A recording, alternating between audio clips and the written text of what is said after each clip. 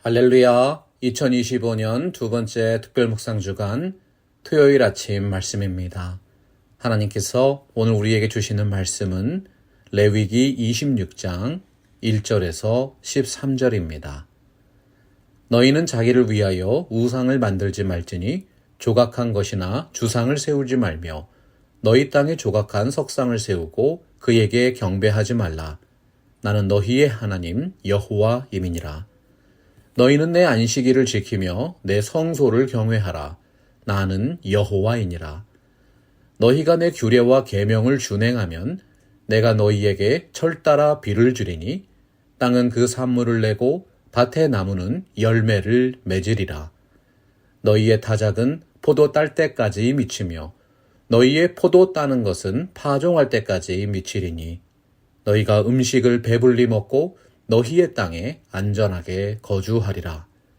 내가 그 땅에 평화를 줄 것인즉 너희가 누울 때 너희를 두렵게 할 자가 없을 것이며 내가 사나운 짐승을 그 땅에서 제할 것이요 칼이 너희의 땅에 두루 행하지 아니할 것이며 너희의 원수들을 쫓으리니 그들이 너희 앞에서 칼에 엎드려질 것이라.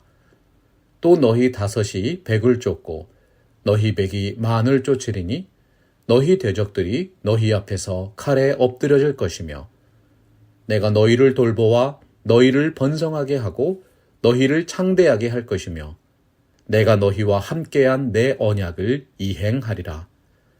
너희는 오래 두었던 묵은 곡식을 먹다가 새 곡식으로 말미암아 묵은 곡식을 치우게 될 것이며 내가 내 성막을 너희 중에 세우리니 내 마음이 너희를 싫어하지 아니할 것이며 나는 너희 중에 행하여 너희의 하나님이 되고 너희는 내 백성이 될 것이니라. 나는 너희를 애굽 땅에서 인도하여 내어 그들에게 종된 것을 면하게 한 너희의 하나님 여호와이니라. 내가 너희의 멍에의 빗장을 부수고 너희를 바로 서서 걷게 하였느니라. 최근에 미국과 한국에서 발간된 베스트셀러 중에 사실 충실성, Factfulness라고 하는 책이 있습니다. 통계학 분야의 세계적인 석학이자 의사이신 한스 로슬링이라는 분이 집필한 저서이죠. 과거 20년 동안 이 세상이 어떻게 변화되었는지 짜임새 있게 발표해서 큰 반향을 불러일으킨 작품입니다. 그 변화를 한스 로슬링이 어떻게 표현했어요? 지금 세상은 우리가 생각하는 것보다 훨씬 안전하고 실제로 잘 살고 있다는 것입니다. 사람들은 부정적인 것에 더욱 큰 관심을 갖는 경향이 있습니다.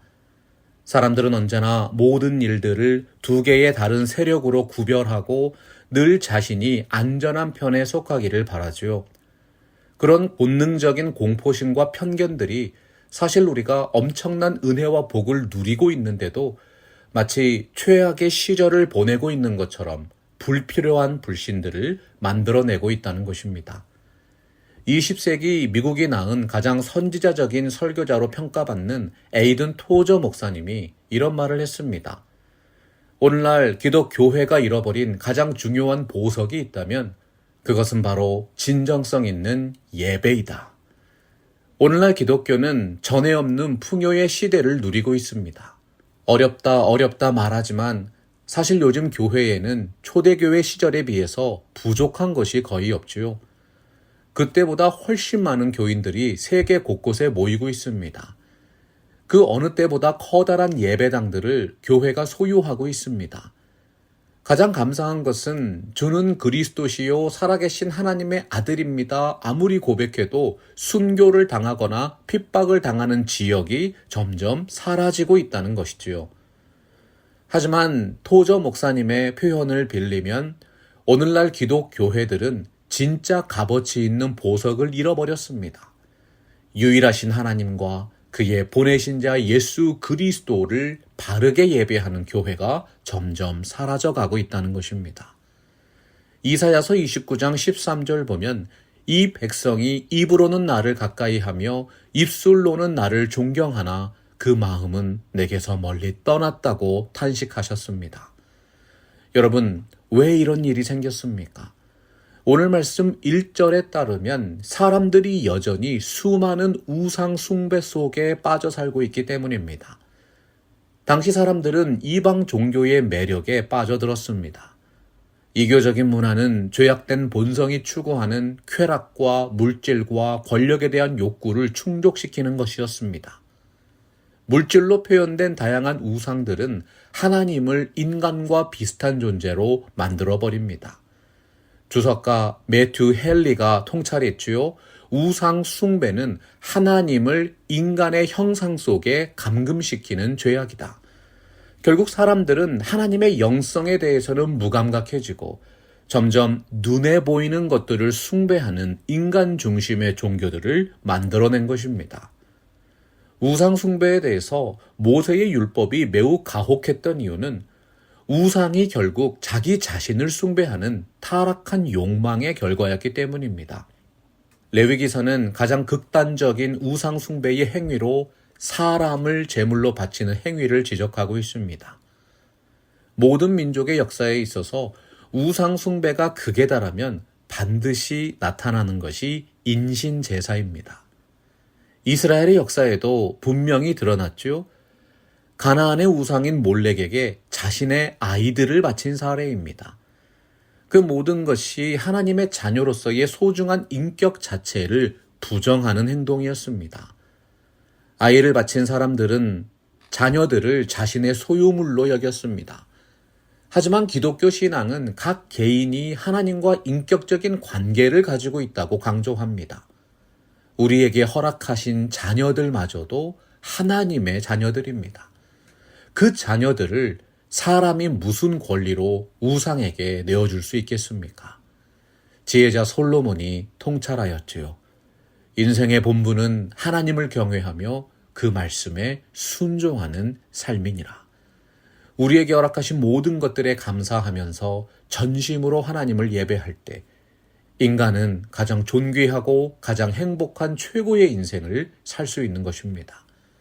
성경이 말씀하는 예배적 삶의 제1원리가 무엇입니까? 오늘 말씀 2절이 선포합니다. 너희는 내 안식일을 지키며 내 성소를 경외하라. 나는 여호와이니라. 우상 숭배가 영적인 삶을 무너뜨리는 주범인 반면에 하나님을 향한 바른 예배는 인생의 목적을 회복시켜주는 가장 분명한 행복의 비결입니다. 구약의 안식일은 신약의 주일과도 연결됩니다. 오늘날 우리가 지키는 주일이 어떠한 의미가 있지요? 주일은 부활 기념일입니다. 예수 그리스도의 부활로 죽음의 권세가 파멸되었습니다. 그리스도 안에서 이루어지는 새로운 창조의 날이 주일입니다. 주일은 성령께서 강림하신 날이고 은혜의 날이고 승리의 날입니다. 예수 그리스도를 통해서 살아계신 하나님을 만나는 축복의 날인 것이지요. 시편 73편 28절 보면 하나님께 가까이함이 내게 복이라고 했습니다. 하나님의 사람 모세가 신명기 10장 12절과 13절에서 하나님을 예배하는 인생의 행복을 표현하고 있지요. 이스라엘아, 내 하나님 여호와께서 내게 요구하는 것이 무엇이냐? 곧 내 하나님 여호와를 경외하여 그 모든 도를 행하고 그를 사랑하며 마음을 다하고 뜻을 다하여 내 하나님 여호와를 섬기고 내가 오늘 너의 행복을 위하여 내게 명하는 여호와의 명령과 규례를 지킬 것이 아니냐. 사랑하고 존경하는 성도 여러분, 여러분들의 삶에 하나님을 향한 진실한 예배가 가장 먼저 회복되기를 간절히 소원합니다. 바로 그때 하나님의 귀한 뜻이 여러분의 삶에 이루어지기 시작합니다. 이것이 성경이 말씀하는 거룩과 행복의 원리인 것이지요. 구약 이스라엘 백성의 삶에 있어서 성소라는 장소는 매우 신성하고 복된 곳이었습니다. 성소는 하나님과의 만남의 장소였고 백성을 향하신 하나님의 말씀과 축복이 흘러넘치는 장소였습니다. 그 성소를 경외하는 마음으로 이스라엘의 성전 건축을 준비했던 다윗 왕이 역대상 29장 1절에서 고백했습니다. 이 성전은 사람을 위한 것이 아니요 여호와 하나님을 위한 것이라. 다윗은 나라의 왕으로서 수많은 업적을 이루었습니다. 하지만 하나님과 그분 백성에 대한 다윗의 사랑은 공적인 사역과 헌신으로만 끝나지 않았지요. 역대상 29장 3절 보면 성전을 위하여 준비한 이 모든 것 외에도 내 마음이 내 하나님의 성전을 사모함으로 내가 사유한 금, 은으로 내 하나님의 성전을 위하여 드렸다고 고백하고 있습니다. 사모한다는 말은 기뻐하며 자원한다는 뜻입니다. 다윗이 공적으로 성전 건축을 준비한 것만으로도 그는 이미 칭찬받을 만한 왕이었습니다. 하지만 주의 전을 경외하는 그 진실한 사랑이 하나님께 드리는 헌물을 아낌없이 바치게 했다는 것입니다. 성경이 말씀하는 즐거이 드린다는 말은 봉사한다는 어원에서 나왔습니다. 하나님께서 기뻐 받으시는 헌금과 예물은 단순히 많은 돈을 내고 억지로 복종하라는 뜻이 아닙니다. 마치 구약의 제사장이 자신의 몸을 구별해서 바치는 것처럼 온 정성과 마음을 다해 하나님께 봉헌하라는 것이지요. 레위기서에 보면 그리스도인들의 예배적 삶에 있어서 가장 중요한 세 가지 개념이 등장합니다. 드린다는 말과 바친다는 말과 물은다는 말입니다. 레위기 27장 26절 보십시오. 오직 가축 중에 처음 난 것은 여호와께 드릴 첫 것이라. 소나 양은 여호와의 것이니 누구든지 그곳으로는 성별하여 드리지 못할 것이며. 하나님께서 이스라엘 백성을 출애굽시키실 때 애굽이라는 나라의 모든 첫 번째 것들은 사람이든 생축이든 다 죽임을 당했습니다. 하지만 어린 양의 피를 발라둔 이스라엘의 집에는 그 죽음의 저주가 건너뛰어갔지요. 바로 그 유월절 어린 양의 피를 통해서 그 집의 장자와 생축들이 구원을 받은 것입니다. 레위기서는 오직 처음 난 것은 하나님의 소유로 구별되었다고 강조합니다. 처음 난 것들은 이미 하나님의 것인데 마치 사람이 그것을 자기의 것으로 여기며 하나님께 다시 드릴 수 없다는 것입니다. 원래 성경이 말씀하는 드린다는 말은 헌신한다는 뜻입니다. 하나님이 기뻐 받으시는 헌금과 예물은 제사장이 자신의 몸을 구별하여 바친 것처럼 온 마음을 다해서 하나님께 봉헌하는 것이지요. 우리 삶의 모든 영역이 하나님이 받기에 합당한 예물이 될 때 그분의 영광을 드러내는 빛된 삶이 된다는 것입니다. 진정한 예배자는 하나님의 뜻을 이루기 위해서 자신의 삶 전체를 올려드립니다. 하나님의 백성들이 주님 앞에 온전케 되며 거룩한 일로 헌신하게 되는 것이 하나님이 가장 흠양하시는 아름다운 영적 예배입니다. 예물이 예배가 되는 지점은 예물을 드리는 자의 마음과 삶이 하나님께 함께 바쳐질 때입니다. 또한 레위기 27장 29절 보면 바친다는 말에 또 다른 의미가 표현되어 있습니다. 온전히 바쳐진 그 사람은 다시 무르지 못하나니 반드시 죽일지니라. 구약 성경에서 바친다는 말은 온전히 구별하여 봉헌한다는 뜻과 함께 죽임을 당하기로 구별된 것이라는 의미가 있습니다. 구약시대 전쟁은 거룩한 전쟁이었습니다. 전쟁에 참여하는 자들이 어떠한 신을 앞세우는가에 따라 그 전쟁의 승패가 결정된다는 신앙입니다. 고대 이스라엘 사람들은 하나님 외에 다른 신을 섬기는 것, 즉 우상을 숭배하는 것을 가장 더럽고 추악한 죄악이라고 믿었습니다. 그래서 그들은 전쟁에 나가기 전에 이스라엘의 진영 안에서 거룩하지 못한 모든 것들을 구별해서 파괴하는 의식을 거행했지요. 그것이 바로 레위기서에 바친다는 말의 어원입니다. 레위기 27장 28절에서도 강조했어요. 어떤 사람이 자기의 소유 중에서 오직 여호와께 온전히 바친 모든 것은 사람이든지 가축이든지 기업의 밭이든지 팔지도 못하고 무르지도 못하나니 바친 것은 다 여호와께 지극히 거룩함이며. 바친다는 것은 다시 돌이킬 수 없는 상태로 완전히 헌신했다는 뜻입니다. 왜 돌이킬 수 없을까요? 한 번 바쳐진 것은 하나님께서 구별하신 것입니다. 이제 하나님을 떠나 우상을 숭배하면 그것이 바로 파멸이 된다는 뜻입니다. 그렇기 때문에 레위기의 율법이 요구하는 제사와 정결은 죄인인 인생들에게 두려움과 떨림을 요구합니다. 결국 완벽할 수 없는 부정한 죄인이 드리는 예물입니다. 부정한 죄인이 바치는 그 삶이 너무나도 부족하고 허물 많고 미약한 것이지요. 그래서 레위기서는 예배적 삶의 세 번째 중요한 개념인 물은다는 표현을 사용하고 있습니다. 레위기 27장 27절 보면 만일 부정한 짐승이면 내가 정한 값에 그 5분의 1을 더하여 물을 것이요 만일 무르지 아니하려면 내가 정한 값대로 팔지니라 말씀했어요. 구약 성경에는 물은다는 히브리어가 2개가 있습니다. 27절도 사실 그 2개의 다른 단어로 기록이 되어 있지요. 하지만 뜻이 거의 같기 때문에 물은다는 말로 동일하게 번역한 것입니다. 물은다는 말은 속량한다는 것입니다. 영어의 redeem에 해당하죠. 다른 사람의 소유가 된 물건이나 노예를 합당한 대가를 지불함으로써 돌려받는 것을 뜻합니다. 레위기서에서는 가정에서의 삶으로 이것을 적용했습니다. 만약 친척이 노예가 되었다면 그의 자유를 되찾아주기 위해서 기업을 물은다는 표현을 사용했어요. 성경 전체에서 물은다는 말은 하나님께서 스스로 대가를 치르시고 그분의 백성을 되돌려 받는다는 뜻으로 확장되었습니다. 하나님은 이스라엘 백성들을 고난의 애굽에서 속량하셨습니다. 괴로움의 바벨론 포로에서 벗어나게 하셨습니다.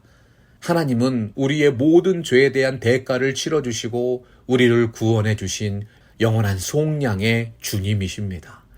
그 속량을 위한 조건이 무엇입니까? 피 흘림이 없은즉 사함이 없느니라. 구약의 제사장은 동물의 피를 흘려서 죄와 허물에 대한 속량을 시행했습니다. 그러나 우리 주님 예수 그리스도는 더 좋은 약속으로 세우신 더 좋은 언약의 중보자로서 십자가에서 피 흘리셨습니다. 사도 바울이 갈라디아서 3장 13절에서 선포했습니다. 그리스도께서 우리를 위하여 저주를 받은 바 되사 율법의 저주에서 우리를 속량하셨도다. 우리 주 예수 그리스도께서 우리의 모든 죄와 허물을 물으시기 위해서 자신을 죽음의 제물로 바치셨습니다. 하나님이 흠양하시는 가장 완전한 순종으로 자기 자신을 드리신 것이지요. 레위기서가 강조하는 가장 아름다운 세 가지 예배적 삶의 모범은 드리는 삶과 바치는 삶과 무르는 삶입니다. 그것을 가장 온전하게 이루신 분이 우리가 사랑하고 예배하는 예수 그리스도이십니다. 로마서 12장 1절이 선포하지요. 그러므로 형제들아 내가 하나님의 모든 자비하심으로 너희를 권하노니 너희 몸을 하나님이 기뻐하시는 거룩한 산 제물로 드리라. 이는 너희가 드릴 영적 예배니라. 예물이 예배가 되는 지점은 예물을 드리는 자의 마음과 삶이 하나님께 함께 올려질 때입니다. 우리의 삶의 모든 영역들이 하나님께서 받기에 합당한 예물이 될 때 하나님의 영광을 드러내는 빛된 삶이 됩니다. 오늘 말씀 3절 이하에 보시면 너희가 내 규례와 계명을 준행하면 그 순종에 따른 수많은 행복을 누리게 된다고 약속하고 계십니다. 어떠한 삶을 이루어 주십니까? 첫째로 여러분의 삶이 풍성하게 될 것입니다. 고대 이스라엘은 농경사회였습니다. 하나님이 주시는 땅의 축복은 곡식을 풍요롭게 연글게 하는 이른 비와 늦은 비의 축복이었습니다. 4절에 보면 내가 너희에게 철 따라 비를 주리니 땅은 그 산물을 내고 밭의 나무는 열매를 맺으리라 약속하고 계시지요. 우리가 주님의 뜻에 기쁨으로 순종할 때 우리의 삶의 모든 필요를 채워주시는 이른 비와 늦은 비의 축복이 임할 줄로 믿습니다. 또한 순종하여 받는 복은 평화와 안전을 누리는 것입니다. 6절 보면 내가 그 땅에 평화를 줄 것인즉 너희가 누울 때 너희를 두렵게 할 자가 없을 것이라고 말씀하셨습니다. 양을 치는 목자가 사나운 맹수의 공격에서 양떼를 지켜주는 모습입니다. 하나님의 말씀에 순종할 때 우리 삶에 닥치는 시험과 시련으로부터 벗어날 수 있습니다. 하나님이 예비하신 더욱 풍성한 은혜를 누리게 되는 것이지요. 더 나아가서 9절 보면 내가 너희와 함께한 나의 언약을 이행할 것이라고 말씀하십니다. 우리를 번성하게 하시고 창대하게 하시는 하나님의 역사의 핵심은 하나님의 약속이 우리의 삶에 이루어지는 것입니다. 어떠한 언약일까요? 나는 너희 중에 행하여 너희의 하나님이 되고 너희는 나의 백성이 될 것이니라. 히브리서 6장 15절이 격려합니다. 저가 이같이 오래 참아 약속을 받았느니라. 오늘 말씀 10절은 바로 그 차고 넘치는 은혜와 복을 이렇게 묘사했지요. 너희는 오래 두었던 묵은 곡식을 먹다가 새 곡식으로 말미암아 묵은 곡식을 치우게 될 것이다. 작년에 추수한 곡식이 너무 많아서 저장한 곡식을 다 먹기도 전에 또다시 새로운 곡식을 얻게 된다는 것입니다. 하나님의 규례와 명령에 순종하면 그 정도로 풍성한 수확이 여러분의 삶에 넘치게 된다는 뜻입니다. 구약 성경의 말라기 선지자는 11조를 지키는 자가 받는 복으로 이 레위기서 말씀의 원리를 강조했습니다. 너희의 온전한 11조를 창고에 들여 나의 집에 양식에 있게 하고 그것으로 나를 시험하여 내가 하늘 문을 열고 너희에게 복을 쌓을 곳이 없도록 붙지 아니하나 보라. 하나님은 그분을 전심으로 사랑하고 경외하는 자를 더욱 사랑하십니다. 잠언서 8장 17절 보면 나를 사랑하는 자들이 나의 사랑을 입으며 나를 간절히 찾는 자가 나를 만날 것이라고 말씀하셨습니다. 순종이 제사보다 나은 이유는 순종이 바로 가장 적극적인 사랑의 표현이기 때문입니다. 하나님을 전심으로 사랑하는 자에게 허락되는 영적 축복의 극치가 무엇입니까? 오늘 말씀 13절입니다. 나는 너희를 애굽 땅에서 인도하여 내어 그들에게 종된 것을 면하게 한 너희의 하나님 여호와이니라. 내가 너희의 멍에의 빗장을 부수고 너희를 바로 서서 걷게 하였느니라. 사랑하고 존경하는 팜스프링스 개혁 장로교회 성도 여러분, 우리가 예배하고 순종으로 따르는 하나님은 애굽 땅에서 우리를 인도해 내신 하나님이십니다. 바로 그 하나님이 오늘도 여러분의 삶의 모든 멍에를 벗겨주시고 하나님이 원하시는 복되고 선한 길로 바로 서서 걷게 해주시는 것이지요. 예수 그리스도의 온전한 드림과 받침에 의해서 우리가 율법의 저주에서 속량되었습니다. 우리가 예수의 피를 힘입어서 성소에 들어갈 수 있는 담력을 얻게 되었습니다. 기독교 예배학을 집대성하신 레이번 목사님이 고백했지요. 하나님이 가장 기뻐 받으시는 예배는 예수 그리스도를 닮아가는 삶이다. 그러므로 우리는 예수로 말미암아 항상 찬송의 제사를 하나님께 드리자. 이는 그 이름을 증언하는 입술의 열매니라. 참마음과 온전한 믿음으로 하나님께 나아가는 담대한 믿음의 소유자들이 되십시오. 하나님을 경외하는 자가 누리는 그 은혜와 복이 여러분의 삶에 가득하게 될 것입니다. 오직 주님의 말씀을 믿고 그 말씀에 순종함으로 말씀이 약속하신 복을 받아 누리는 지혜로운 인생길 되게 하여 주옵소서. 레위기서에 나타난 복음을 통해서 회복의 은혜와 거룩한 삶에 대한 영적인 원리들을 한 주간 동안 살펴보았습니다. 이 귀한 말씀을 읽고 듣고 지키시는 모든 분들의 삶에 하나님이 앞서 행하시는 놀라운 은혜와 복이 있기를 예수 그리스도의 이름으로 축원합니다. 말씀 앞에서 경외함으로 주께 홀로 섭니다. 생명의 말씀